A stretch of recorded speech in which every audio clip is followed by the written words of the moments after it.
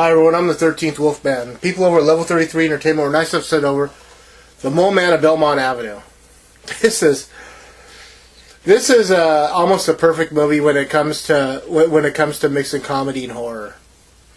These two guys, I mean, the one in the glasses has a few more brain cells than the one that doesn't have glasses. They're supposed to be brothers, and they own this building, and in the building they have, I think, 5 tenants. You know, it's apartments, and below the apartments, for some reason, in a lot of buildings, I don't see this in a lot of places, but the building has a bar, and then above the bar, like, are all these apartments that they rent out, and they do such a poor job of upkeep and whatnot. It's like Robert Englund is actually one of the tenants, and then they got a hooker and another one, just some stoner dude, some old lady, and a hermit, and another one. And the thing that keeps happening is that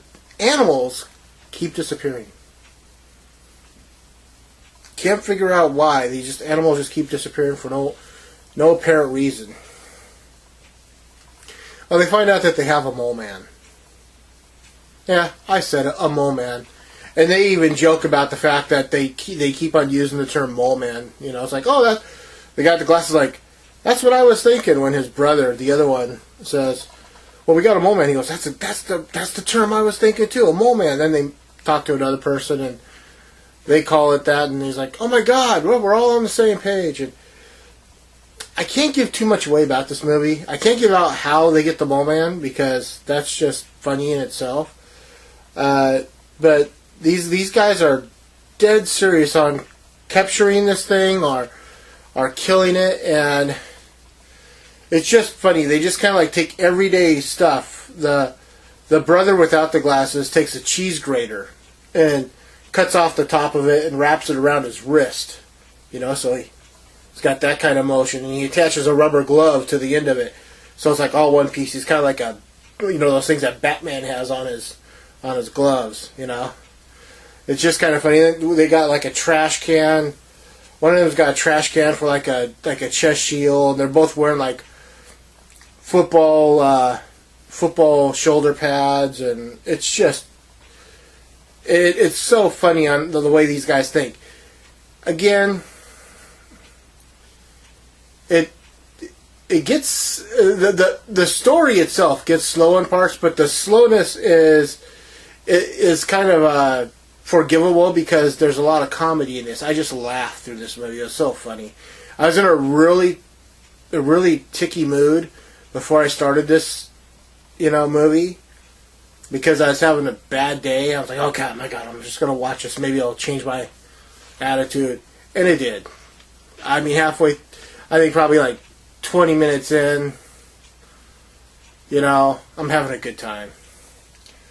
I really thought the guy with the brother with the glasses was the better of the two brothers. The other one just seems kind of like a dink. He's just kind of like, he's there. He's taking up space. I don't know what else to say about him, but he wants to be the smarter of the two brothers, but let's be honest, he's not.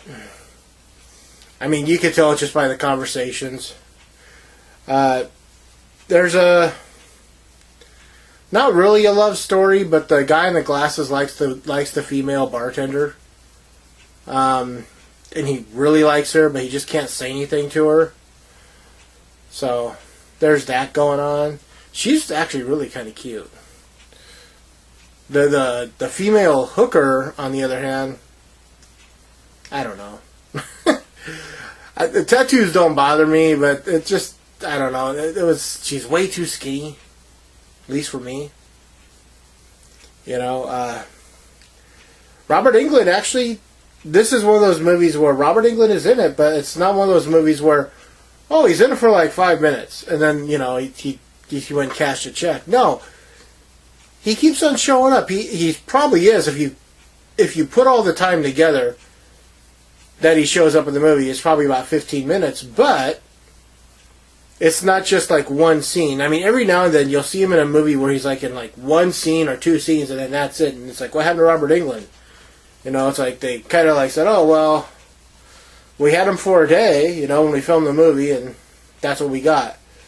This seemed a lot different. It seems like they might have had him for a day, but they got a lot of footage to use, you know.